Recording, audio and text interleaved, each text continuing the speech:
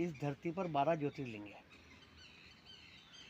12 ज्योतिर्लिंग का नाम यदि हम प्रातः सायं स्मरण करें तो हमारे सब काम आसानी से पूरे होते हैं। 12 ज्योतिर्लिंग ये है: केदारनाथ, सोमनाथ, बैजनाथ, नागनाथ और काशी विश्वनाथ, वृषणेश्वर, ममलेश्वर, त्र्यंबकेश्वर, महाकालेश्वर और रामेश्वर, भीमाशंकर और मल्लिकार्जुन।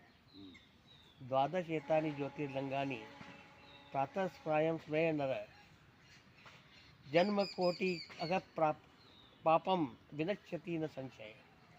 करोड़ों जन्म के पाप नष्ट हो जाते हैं यदि इनका स्मरण करें। तो सबसे पहला ज्योतिर्लिंग है वो सोमनाथ है। सोम नाम चंद्रमा का है और चंद्रमा के नाथ यानी स्वामी सोमनाथ, यह सबसे पहला ज्योतिर्लिंग कैसे बना? राजा दक्ष की, प्रजापति दक्ष की अश्विनी समेत 27 कन्याएं थी। उन 27 ही कन्याओं का विवाह उसने चंद्रमा से कर दिया। अब सभी कन्याएं चंद्रमा को पति के रूप में प्राप्त करके बहुत प्रसन्न थी और चंद्रमा भी 27 पत्नियों को प्राप्त करके प्रसन्न था, परंतु उसका विशेष ममत्व और लगाव और प्रेम उनमें से एक रोहिणी के ऊपर हो गया। बाकी कन्याओं ने अपने पिता से शिकायत की कि हमारे पति रोहिणी को ज़्यादा प्रेम करते हैं, हमसे कम करते हैं। तब दक्ष ने आकर चंद्रमा को समझाई थी कि भाई ऐसा मत करो। चंद्रमा ने सुन लिया, अनसुना कर दिया। उसके बाद में और ज़्यादा उसका स्नेह रोहिणी पर बढ़ गया।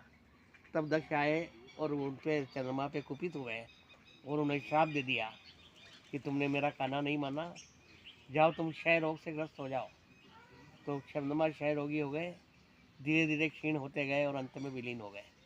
जब चंद्रमा नहीं रहे, सभी साधु मुनियों देवताओं ने, इंद्र आदि ने जाकर के ब्रह्मा जी की शरण में गए और कहा कि चंद्रमा नहीं है, हमें क्या करना चाहिए? तब ब्रह्मा जी ने कहा कि आप सभी लोग जाकर के और शंकर भगवान की स्तुति करो, वही इसका उपाय बताएंगे। तब शंकर भगवान और उसके बाद में उन्होंने वहाँ आकर के चंद्रमा को कहा। चंद्रमा ने जो प्रभास क्षेत्र है जिसे सोमनाथ के नाम से जाना जाता है, वहाँ जाकर के शंकर भगवान की महामृत्युंजय जाप किया, 6 महीने तक स्तुति की। तब शंकर भगवान ने उन्हें वापस यह कहा कि ये श्राप तो दिया है, वह व्यक्ति शक्तिशाली है, उसका मैं श्राप तो नहीं मिटा सकता हूँ, पर एक उपाय है कि महीने में 2 पक्ष होते हैं, एक में तुम क्षीण होगे और एक में तुम वृद्धि को प्राप्त करोगे। तो शुक्ल पक्ष में वो वृद्धि को प्राप्त करते हैं और कृष्ण पक्ष में क्षीण हो जाते हैं। ये चंद्रमा के शुक्ल पक्ष और कृष्ण पक्ष का पौराणिक महत्व है, जो शिव पुराण में बताया गया है। इस प्रकार से जब शंकर भगवान ने उन्हें वरदान दिया, तब वे साकार रूप में वहाँ हो गए और देवताओं ने उन्हें सोमनाथ के रूप में वहाँ प्रतिष्ठित किया। प्रतिष्ठा के बाद में सभी देवताओं ने वहाँ पे कुंड का निर्माण किया, जिसका नाम सोमनाथ कुंड है।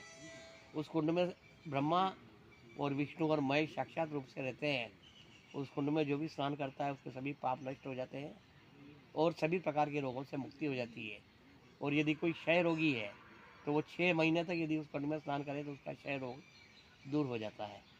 इस प्रकार से यह कथा जो भी पढ़ता है उसे उस पुण्य का लाभ मिलता है और सोमनाथ जाता है उसको भी उसका पुण्य लाभ मिलता है। परंतु यदि इस कथा को कोई सुन लेता है तो उसे भी उतना ही लाभ प्राप्त होता है जितना सोमनाथ जाने से होता है। इसलिए ये सोमनाथ की उत्पत्ति की पहले ज्योतिर्लिंग की कथा है और चंद्रमा के शुक्ल पक्ष और कृष्ण पक्ष की कथा है, जो शिव पुराण में दी गई है।